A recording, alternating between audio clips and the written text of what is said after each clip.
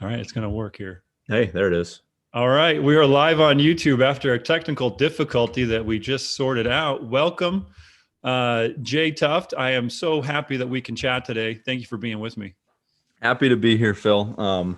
Glad we worked through whatever technical Oh, difficulties that was. So yeah, all good, ready to roll. love it, love it. I want to just introduce you here. So I'm just going to go through your bio. In 2016, Jay founded the Performance Excellence and Recovery Consulting, PERC, a consulting firm dedicated to providing developing athletes the tools necessary to elevate their mental game and perform in the face of stress, pressure, and adversity. Before PERC, Jay spent several years at the United States Olympic Training Center in Colorado Springs, spending hundreds of sessions working with the world's best athletes to elevate their performance. His work at the USOTC led to a realization that it wasn't just athletes at the highest level that needed high performance psychology training, it was all athletes that stood to benefit. PERC rapidly became an industry leader in setting the standard for high performance psychology training for developing athletes in the greater Denver area. To date, he oversees the mental performance training for 16 organizations and impacts approximately 5,000 athletes, performers, executives, business owners, parents, and coaches every year. With experience working with athletes and performers at the Olympic, national, college, and high school levels, as well as corporate executives and business owners, Jay looks forward to bringing you almost a decade of experience in his mission to help you achieve higher levels of performance. Jay, thanks for being here. I want to just say a word too. I was looking over your website, and one thing that I really admire about Jay is one of his recommendations, his success stories on his website is from a Division I baseball player. And this baseball player says, Jay is great. He will start with you wherever you are at and help you from there. He helps each athlete in the way they need specifically. And for me, being in an industry where so many people take a quote cookie cutter approach, where one of my mentors always said the cookie cutter approach is good if you're the gingerbread man, but everybody has such a unique body, a unique experience and history, as well as a unique goal that they need an individual approach. And so that really, struck a chord with me, Jay. And I really appreciated that. And I want to read one more success story that I just really liked. A professional sand volleyball player said, working with Jay has been a complete game changer, not only in sport, but in life as well. Jay has given me techniques and tools to completely shift my mental perspective and take control of my emotions, which has led to huge improvements in my game, my business, and my life. When I first started working with Jay, he evaluated the situations I described without judgment, provided specific guidance to help me deal with these challenges, and walked me through step by step how to implement everything. I highly endorse Jay not only as a coach, but also as a business professional who truly puts his clients first. I just thought that was awesome. Jay, just thanks for being here. Today, we're going to talk about, going from a mental midget to a mental monster. Now, Sure. you let me create that, I did. I did. title. Yep. But can you just go ahead and just kind of maybe say another word about yourself if you want to, but what are we going to get into today? Yeah. How do we go from becoming a mental midget to a mental monster? Well, first and foremost, thank you for the intro. That was very kind to go through all that. No, it's been a good 5 years out here in Denver. Since I launched PERC back in 2016. So this will be the fifth full year, so about 4.5 years in. And you definitely chose the title. I think for anybody out there that like you had said too, there's no cookie cutter approach, and you as a coach more on obviously on the strength and conditioning side, and then me on the mental side. I think just like you see the cookie cutter approach, I see a lot of it as well in my industry. And I think that it's obviously a massive mistake. I think you need to be able to meet people where they are and to really show them that you understand, hey, this is where you are in your journey. Yeah. Help me understand where you want to get to. If I can help you find like any clarity as far as where you want to get to, and then let's kind of figure out what the path is going to look like, what it's going to take, what everything involved is going to require, and then we're going to walk that journey together. And that's been probably the most powerful approach that I've taken to it. I think for anybody that wants to go where they are now to where they want to be in terms of the mental side, Everything starts with awareness. You need to be able to understand, what does it look like for you to be at your best? That's generally where we always start. And I'm sure that's where we'll start talking about today. But what does it look like for you to be at your best? What are some of the things that are getting in the way of that? So for example, the metaphor that I always use is, for each one of my athletes, we're trying to climb a mountain. Before every single competition, every single performance, we're trying to climb the mountain. And at the top of the mountain is this sort of optimal mental state, optimal physical state. And we can obviously dissect what all that means. But there's an optimal mental and physical state that every single athlete has, that if they're able to achieve that going into a competition, they're going to be able to maximize their performance in that moment. Now, on the climb up the mountain, there's obviously, and I'm obviously out here in Denver, so the metaphor of mountains works pretty well. But obviously, up on the way up the mountain, there's going to be some barriers. There's going to be some rocks and trees, and the path isn't always going to be terribly clear. And for each individual athlete, there's no different. It's no different. There's barriers that get in the way in terms of, maybe it's how you handle your emotions, or what does your confidence look like, or what's the nature of your self-talk, or how well can you handle your attention? What's your relationship with stress and pressure and adversity? How do you respond to those things? All those things pose the potential to be a barrier for somebody to be where they are on a given day, to getting themselves to that kind of optimal place. And then the last piece is when we finally get to, what skills or tools do we need to help us get up this mountain? Is it a focusing technique? Is it a visualization exercise? Is it really working on self-talk or confidence? But notice how I said the tool comes last. I think that's a big mistake that you see in my industry. We love mental skills. We love mindfulness and meditation and visualization and self-talk and all that stuff. We love all these tools. But without the right intent and without the right understanding about what do you even want to use that tool for, odds are you're not going to get much use out of those mental skills. And so that's where, I've said it a lot on my YouTube channel that, mental skills are not the foundation of strong mental performance. Yeah. Wow. Yeah, that's awesome. Well, then let's go a little deeper. Let's break that down. So, defining and becoming aware of the best version of yourself, mental and physical states that are necessary for success. Can you dig a little deeper and talk a little bit more about that? Yeah. So again, at a very high level, Phil, you play basketball, I'm assuming? Yes, I did. Played basketball. So when Phil was at his best, there was a certain state. When you were absolutely at your best, and some people will call this a flow state. Other people like to use the word in the zone.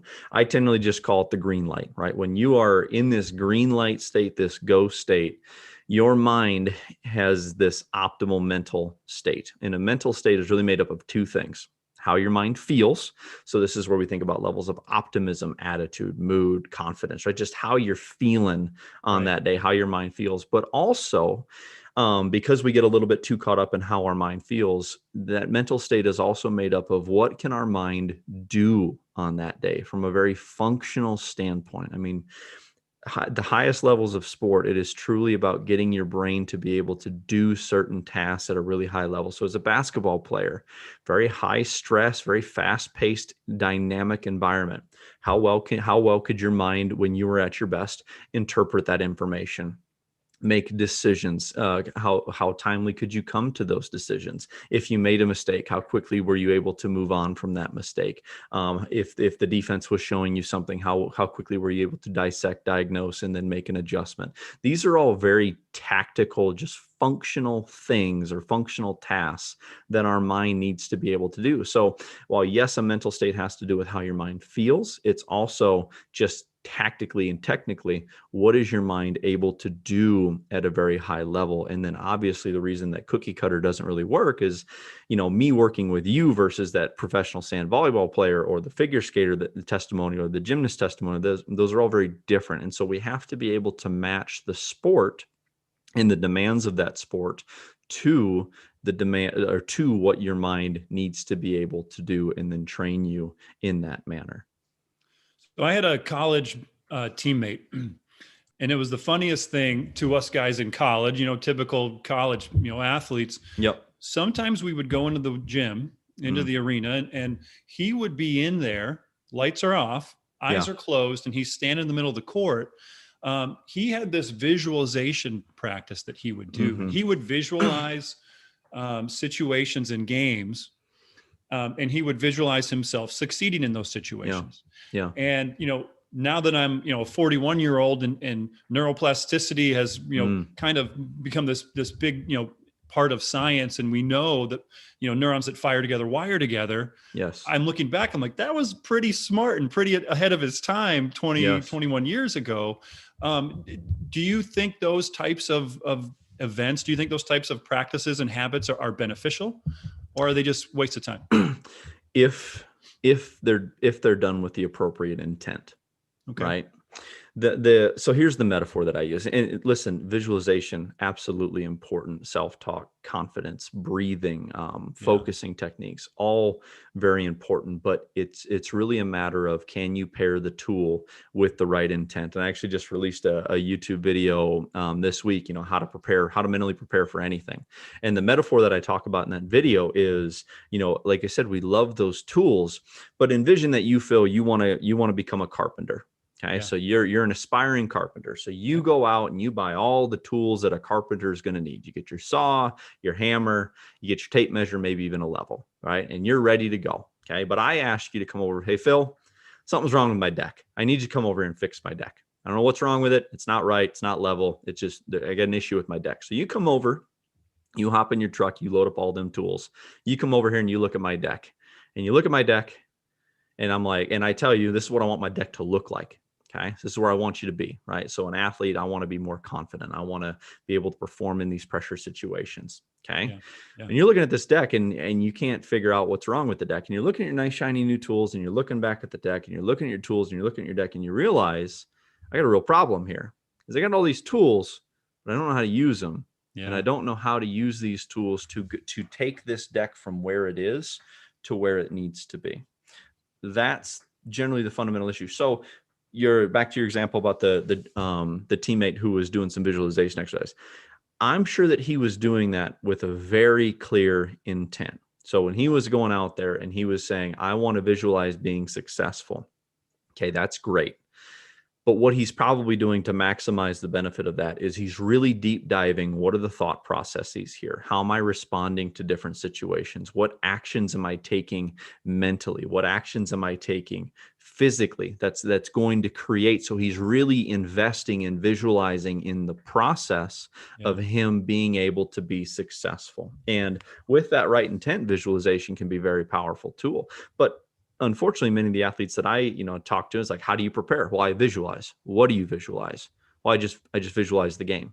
Okay. Well, let's be a little bit more detailed. Let's have the right intent behind what it is that you're doing. I'm sure that you have many examples of individuals who they lift for basketball, but are they lifting with the right intent? Are they even doing a squat exercise, with the right intent behind it to get whatever benefit, or if they're even thinking about a benefit? But I'm sure many of the clients that you have, they're just like, well, why do you squat? I squat to squat. I bench to bench. I bench to get bigger and stronger. Well, how are you doing these? Why are you doing these things? And that's obviously where, when you install some of your teaching, you're giving them very clear intent and purpose behind the repetitions. Yeah. And obviously that's going to maximize the value that they receive. Intent is really, the brain fascinates me. That's one reason why I just wanted to talk with you, and I wanted to get your story, out there. So one of the big things, especially with athletes that I teach, so, I'm sure you've worked out before. Most people have worked out who, have done some sort of exercise. Yeah. Let's say you mentioned squats. Let's say we're doing squats and we're doing 10 reps. Usually that 10th rep is harder than the first rep, right? Mm-hmm. So it's not going to move with the same velocity. Mm-hmm. But what we know based on the research is that when you move under a load, let's say squat, bench press, whatever, if you move with maximal intention, you get the exact same response as if you were moving with maximal velocity. So it's not the speed at which you move the bar, but it's the intention at which you move the bar. So that's why with my athletes, if we want to recruit those high threshold motor units, if we want to get as much bang for our buck, as much muscle fiber recruitment as possible, and get and have that translate to on the court, we Mhm. have to move as fast as we can with every rep, because Yes. it's the intention that matters. Mhm. And I find that fascinating. And the more we learn about the brain, the more we realize, wow, there's so much more we don't know. You know what I mean? So Mhm. can you talk more about like, becoming the best version of yourself in terms of that mental state? Maybe you can give another example. And I know everybody's different, and Yeah. we use individual approaches, but how do we become aware of what our best mental state is that's necessary for success? Like, how do we do Yeah. that? That's a great question. And that's exactly where I start with almost every single one-on-one client. We kind of always start in that same place. And the tool that you would that you would leverage would be that of reflection. And I think Okay. reflection is something that we, just as people, we don't do nearly enough of. And especially for athletes and performers, especially developing athletes and performers, if we have a bad game, generally we want to get away from the bad game. We don't want to think about it. And so we don't learn anything from it. If we have a good game, awesome, we had a good game, we move on to the next game and we don't learn anything from it. Yeah. And one of the first exercises, and this is an exercise that you don't need me to do, anybody can do this, and anybody who watches this video can do this, is to be able to sit back, have a sheet of paper, Mhm. have a sheet of paper in front of you, divide it into 3 sections. Okay. The first section is when, question mark, WHEN. Next question is physical, or the next section is physical, and the bottom section is mental. And just reflect and go back to moments where you found that you were absolutely at your best. You were in that, if you want to call it the zone or a flow state, or what I call the green light. And just go back and ask yourself, what did my mind look like? How would I describe, if I needed to make a 10 bullet pointed list, how would I describe that mental state? Where was I able to place my focus? What did my self-talk look like? What was the level of optimism, or what was my mood, or what was my attitude, or was I more passive or aggressive on that day? Just if I asked you, how would you define your mental state in terms of how did your mind feel on that day, but then also what was your mind really able to do at a high level? Was it able to process information? Were you able to make decisions, and not just make decisions, but make quick decisions that were efficient, right? How well did you handle mistakes? When the coach got on you, how did you respond just in those days? And what people find, and so that's the mental state. And obviously you can do the same thing for your body, because the mind is obviously intimately connected to the body. So, if our mind's feeling good, obviously our body is in some sort of state. And if we can get our body into this relaxed, loose flow state, or regardless of whatever it is for you, that's going to help your mind. Yeah. And what you're going to notice, and what anybody's going to notice when they go through that exercise, and you take 10, 15 minutes, just sit down, quiet place, go back to some of those moments, and just start to write things down. What do you notice? And immediately, you're going to get immediate value from that, because from a mental standpoint, you're going to see decisions that you're making that you don't even realize that you're making when you're at your best, right? Choosing to place your mind in the moment, whether you've trained it or not, you're just notice like, wow, I'm immersed in the moment, whether it happened by accident or whether it was deliberate. This is a place where I know that I need to get to choose to be present is a choice, right? To be present, to keep your mind, to keep your attention centered in the moment, because our our attention or focus can only ever be in one of 3 places: past, present, or future. So obviously when an athlete is at their best, many times they're in the moment. Yeah. They're going to notice how they choose to talk to themselves, what their relationship is, or how they choose to think about pressure, how they choose to handle adversity, how they perceive challenges. These are all what I call mental actions. And many times as people, we get really focused in high stress environments on the physical actions that we take, right? Baseball player strikes out, snaps the bat over his head, right?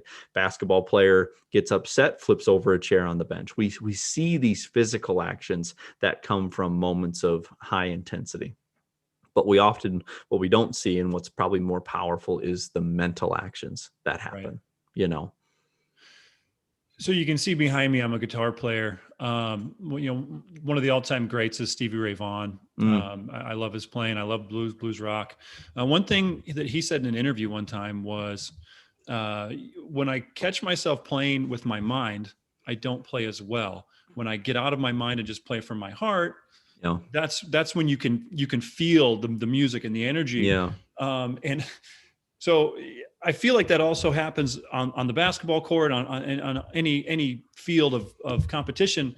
And, you mentioned flow state, you mentioned relaxed state, and I hesitate to say this story, but I'm going to say it anyway. So I was done playing basketball. I was in California getting my master's degree. I had started my strength and conditioning business. I was probably 31, 32 years old. Sure. And I was in a rec league, basketball rec league.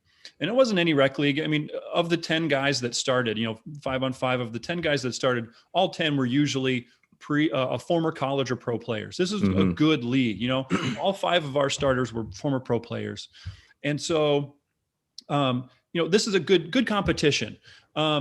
I had already started my strength and conditioning business, and, games are usually at night. Guys have jobs and whatnot. So 7:30, 8:30. And sometimes I would go to happy hour with different people to, help grow my business, build business relationships. And you might be able to see where this is going. But I did happy hour. I had, 2 or 3 drinks, get to my game, and I shot the lights out. I probably had 6 threes in the first half. I don't know what I finished with. It was a rec league. No one's keeping track of that anyway. But point is, I couldn't miss all night, right?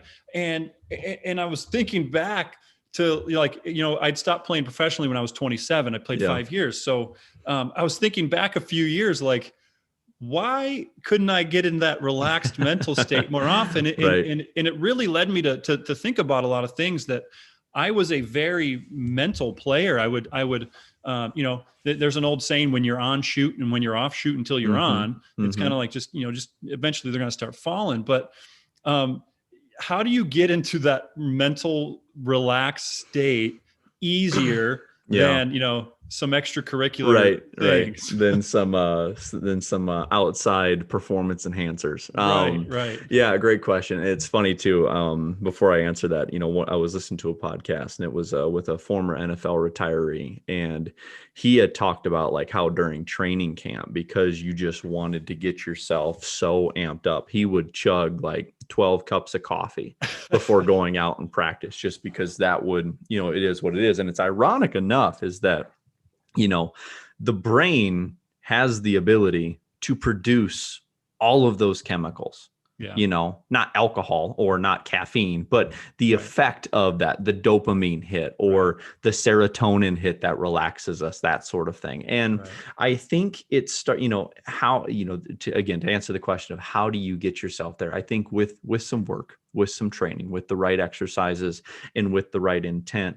But you can absolutely, let's say that you identify, let's say that you were able to go back, or let's say that as a player, you were able to recognize that, wow, when I went out on the town and came back, I was way more relaxed and I had a good time. What I would say is, let's, alcohol aside or extracurriculars aside, how would you define that mental state? Wow, I was really relaxed, or I was able to just really immerse myself in the moment. Okay, let's just take that one little thing. In that situation, I was just able to immerse myself in the moment. Well, what if I told you that there was a series of exercises that we could do that would teach your mind how to get yourself there without all the extracurriculars? And there absolutely is. It just takes work. The brain, and I hate the term that like the brain is a muscle, because it's not, and that's a stupid comparison, but it's from a neuroplasticity standpoint, you can train your mind to get into these states. So when I was down at the Olympic Training Center, and this was in 2014 to 2016, and we were getting athletes ready. The training center in Colorado Springs is a summer Olympic training site. And so we were getting athletes ready for Rio at the time.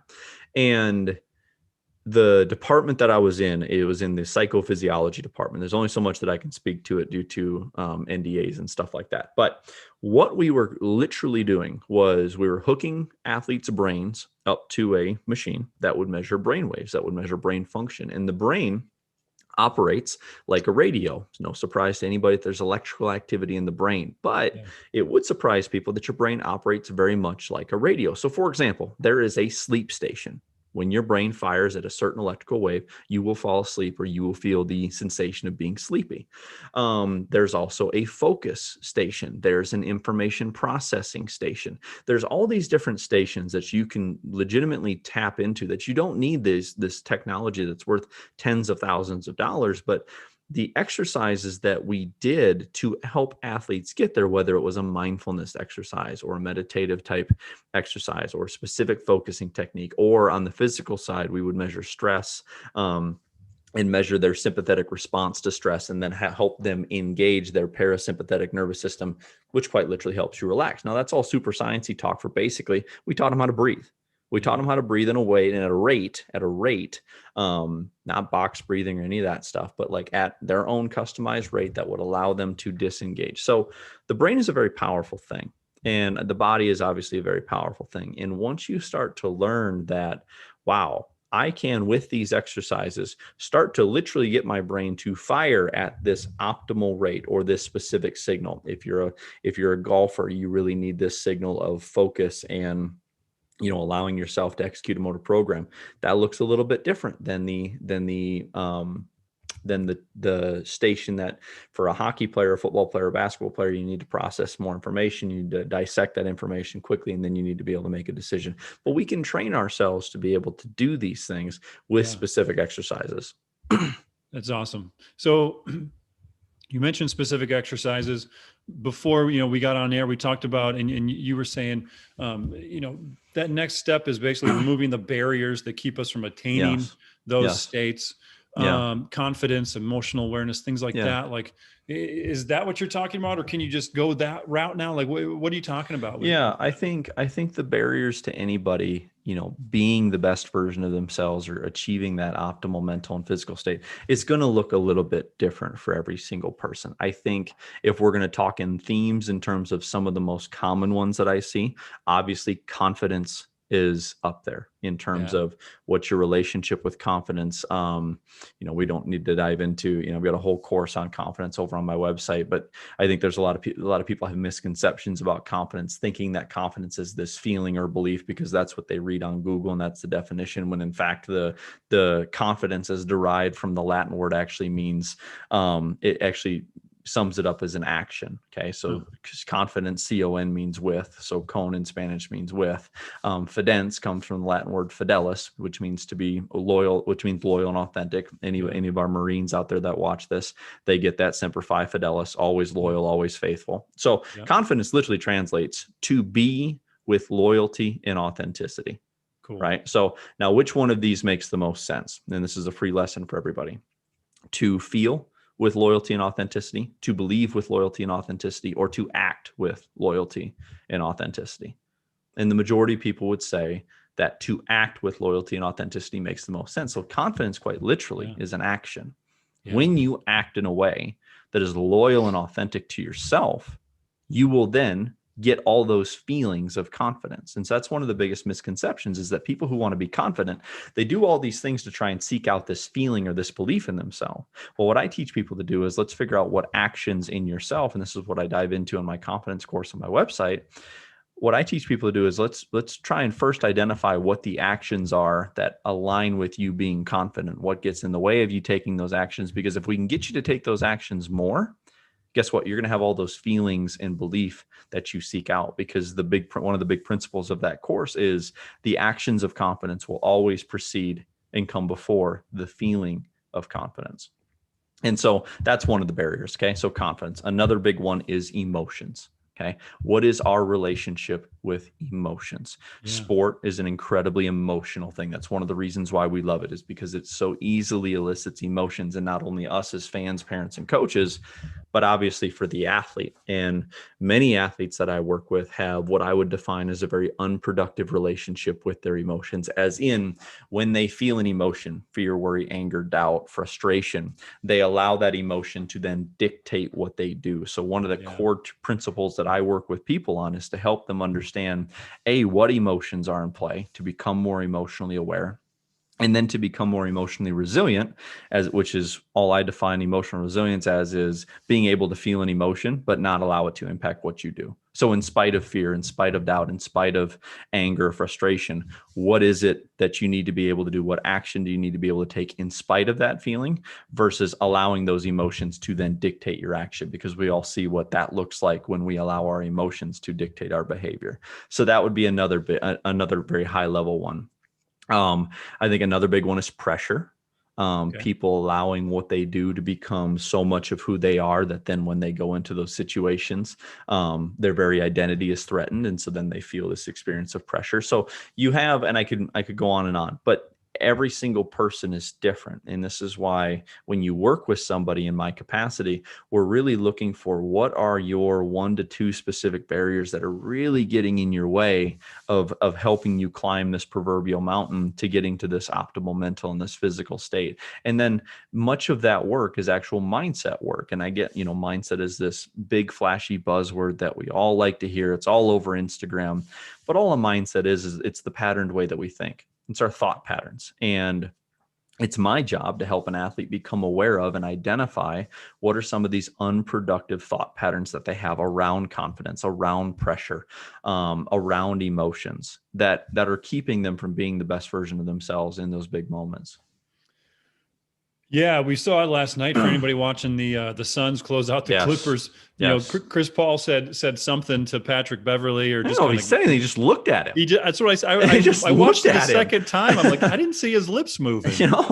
And the guy just shoved him in the back to, like people lose their emotions. And while you're talking, I'm thinking of the guys who on the basketball court are just the killers, Michael Jordan, Kobe Bryant. I mean, these guys, under pressure, 30,000 people in the stands, game 6s, game 7s, millions of people watching all over the world.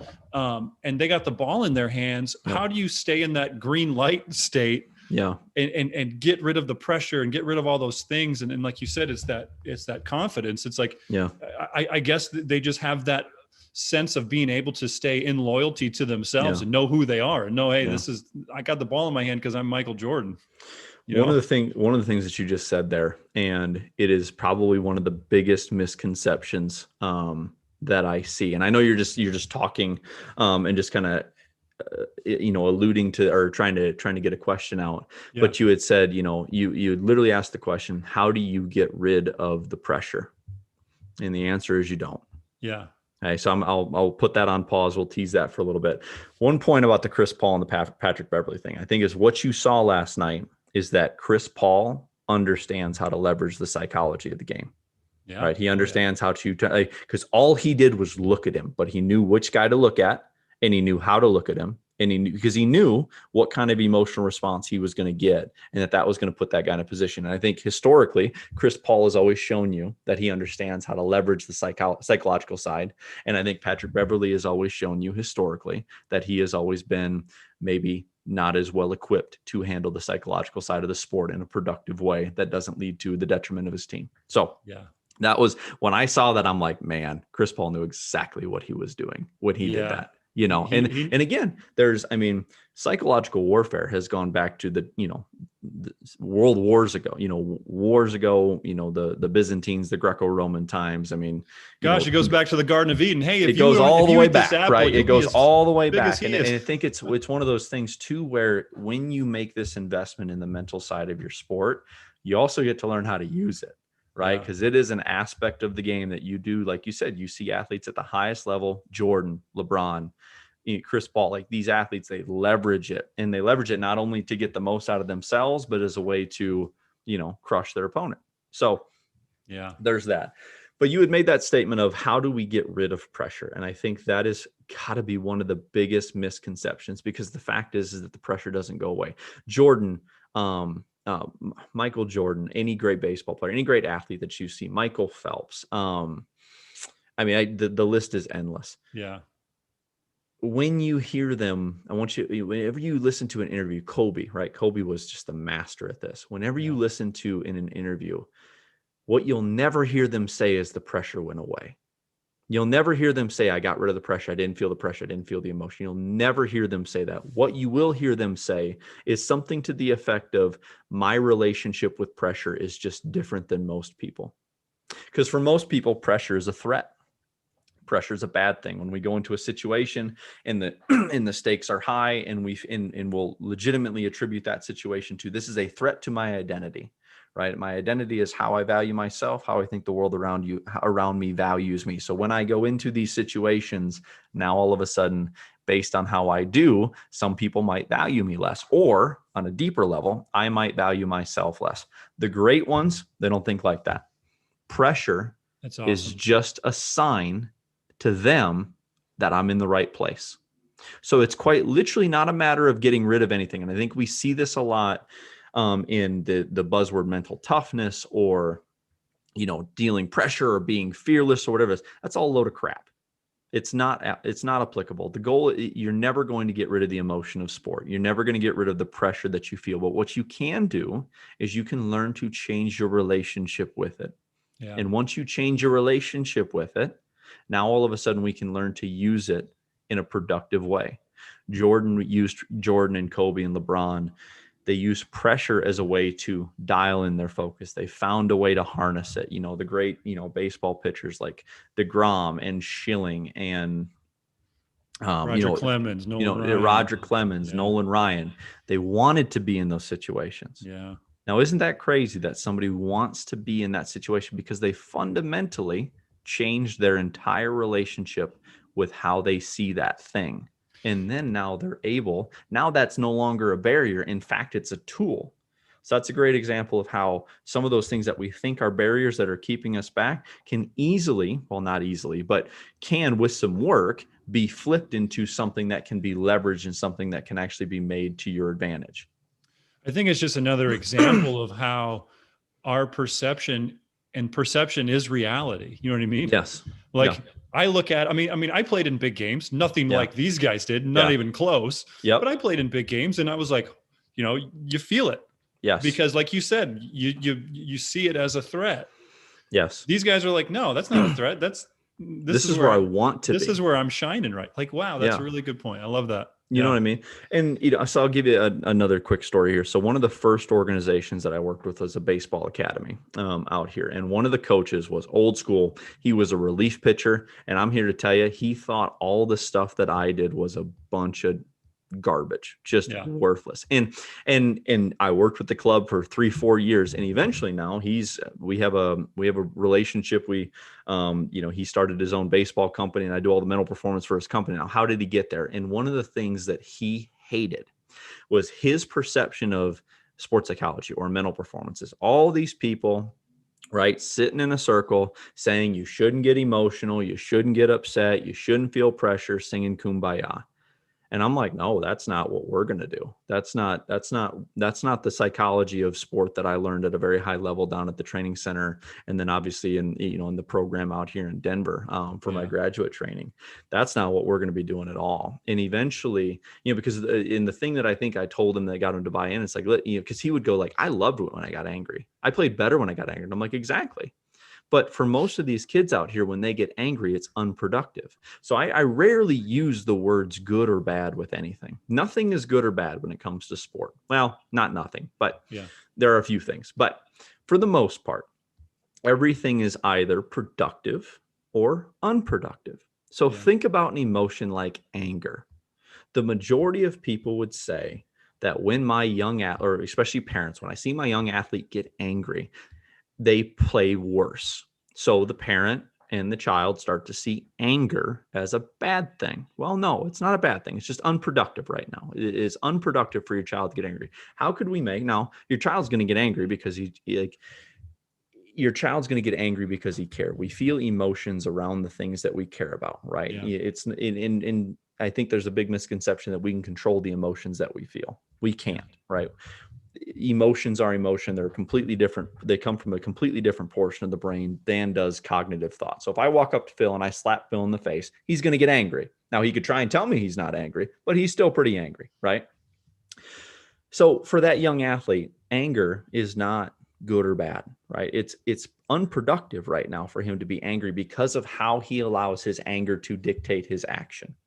What if there was a way, and there is, but what if there was a way to show this young athlete how to use that anger and to, in spite of that anger, or help that anger be a motivating driver to make a choice? Because what this coach to circle this back to the coach at the baseball academy, when he loved getting angry, because as a reliever, he would go from throwing 93, 94 to 96, 97 if he got really at what he would describe as angry.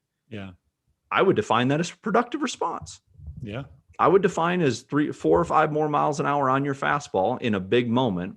That would be, as long as you can control it, obviously, and he could. Pretty good.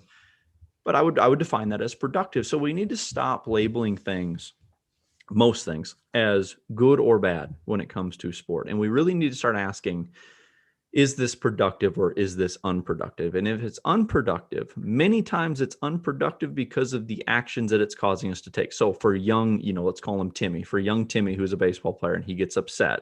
And then now his parents think that when Timmy gets angry, that's a bad thing. And now Timmy even thinks that when Timmy gets angry, that's a bad thing. Why is it a bad thing? Because when Timmy gets angry, he starts talking terribly to himself. He starts focusing on things that are outside of his control. He starts worrying about what other things, and he starts engaging in all these actions that are unproductive. Well, what if you taught Timmy how to, when he got really angry, here's what we're going to do with that. We are going to lock in and we're going to visualize, we're going to think about ourselves, and we're going to choose to have a thought in our head that I'm going to throw this ball through the catcher. Well, if Timmy works on that, odds are he's going to be able to find something that was once unproductive, and with quite a bit of practice, turn it into something that is in fact productive for his performance. That's a really good tool. And again, it goes back to the neurons that fire together, wire together. Mm-hmm. You're going to create a great neural pathway that will potentially eventually be a consistent thing. Yeah. Correct? Yeah. I was watching it. I was watching it last night. Ohtani threw, and Ohtani got blown up by the Yankees, but he walked too many guys. But it's interesting. They were commenting on kind of Ohtani's demeanor and that sort of thing. And you could even see like how he was getting like a little frustrated out there, but he basically walked the bases loaded. But then all of a sudden, guy who'd had no control, like the entire inning, starts peppering the outside corner, right? Starts peppering the outside corner, strikes the guy out. Now, the nature of baseball and variance, they had a couple bloop hits and a couple, like 5 hoppers through the infield that got in. But I found it fascinating when you watched him last night, an athlete, very, very, very high level at the top of his craft, go from being, all over the place to then being visibly frustrated, like visually just like, I'm angry right now. And all of a sudden he starts peppering.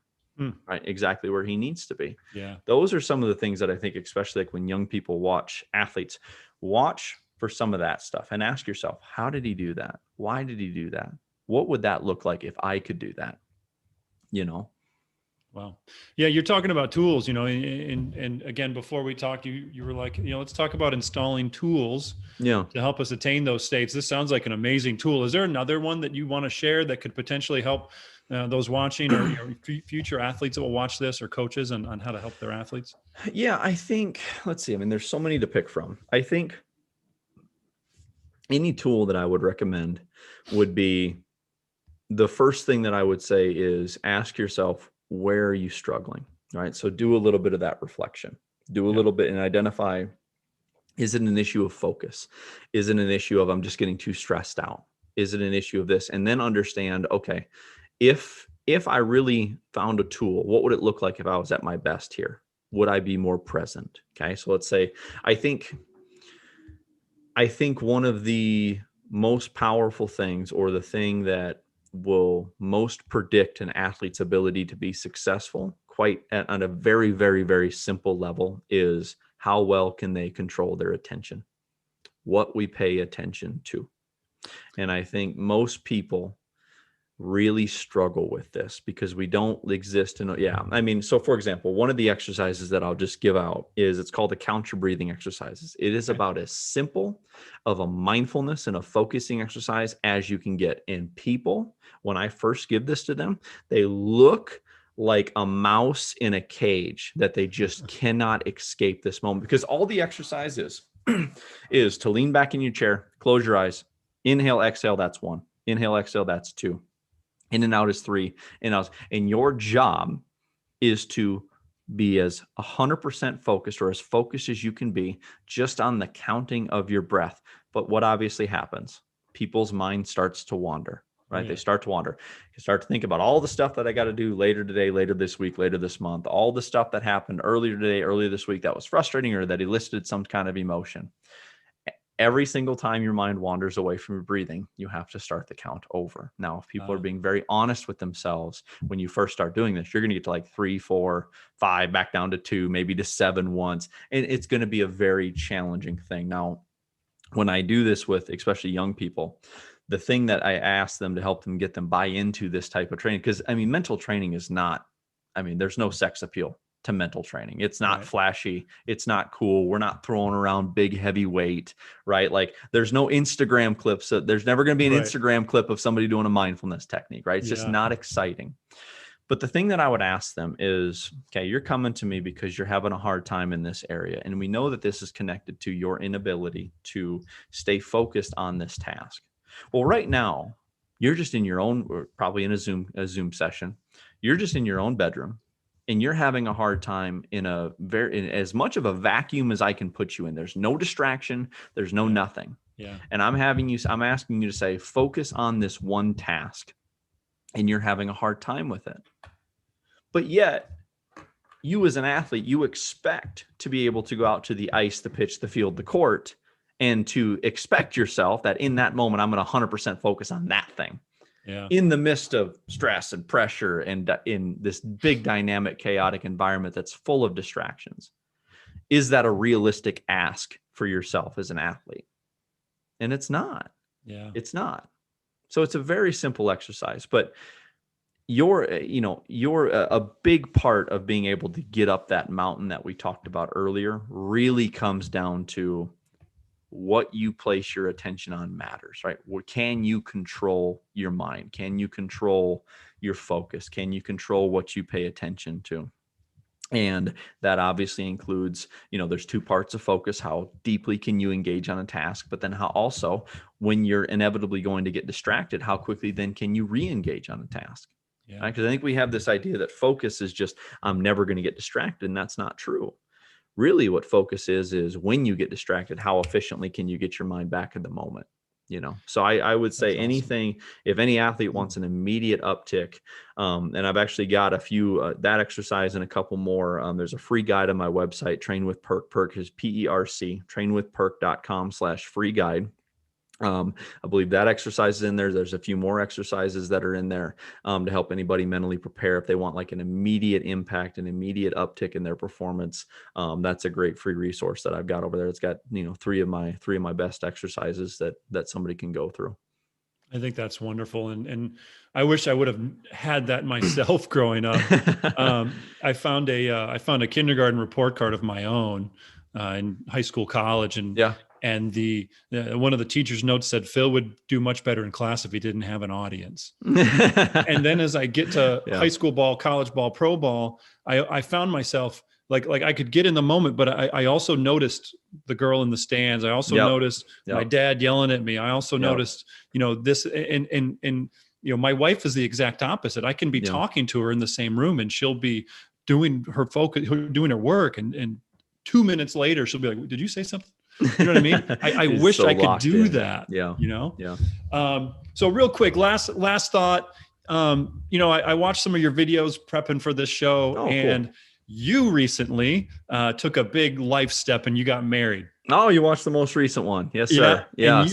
And you had the great benefit of being able to write your own vows. Yeah. And then you had to perform your own vows, which, is probably very difficult to do. And so, how did you have to put some of your own tools into practice to get this done? I mean, how did you personally train your mind for this performance? Yeah, definitely used all of them. I mean, I think, that was, I tried to, put a little bit more of a personal touch on that video, but what Phil said there. So my now wife and I, we got married on Father's Day, 2021. Awesome. And we made the decision that we were going to write and deliver our own vows there. And that is not an easy thing to do. And even for somebody such as myself. And again, we've had this conversation about how, mental toughness and resilience, pressure. It's not about the absence of any of those things. I felt all the emotions on that day. I felt all the pressure on that day. I felt the range of emotions, and I was still able to, in the face of those things, with some preparation and with all the stuff that I teach all my athletes,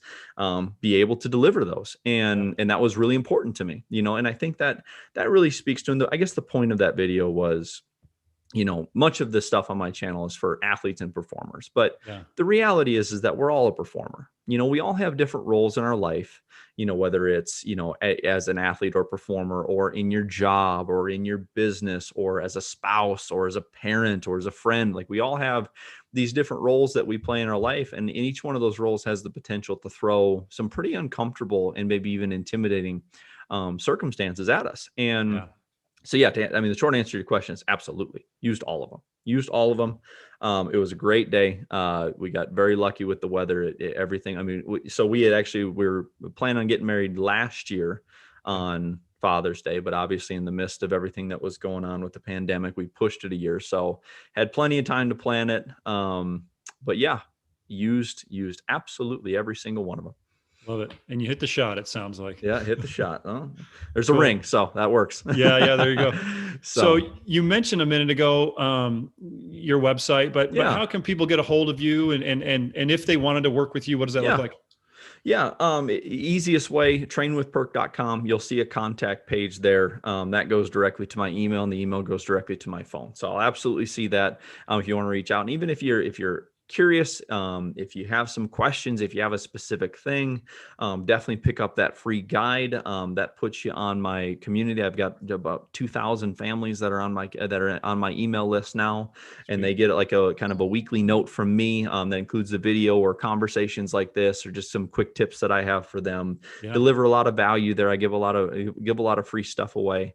But that contact form, and then obviously you mentioned the YouTube channel. There's a lot of other free resources on there. The big mission for me with this, I've had a really good career here so far, like these first, 7 years between the training center in my business. And I think if there's one big thing that I've identified is that there's just not enough like reliable resources in the midst of all the cliches and the stuff that doesn't work and just stuff that isn't backed up by science. And you're in the strength and conditioning space, right? Like our worlds can get a little mucked up by people who, say that they do what they do, but maybe don't have the experience or the training to be able to do that. So trying to be a light in the midst of all that other stuff is a resource. So you'll find ample resources between the YouTube channel and my website. I give a lot of stuff away through my email list. And then obviously there's some paid stuff there too. I've got a confidence course. I'm going to be releasing kind of like an essentials course, just like a mental training essentials course later this summer.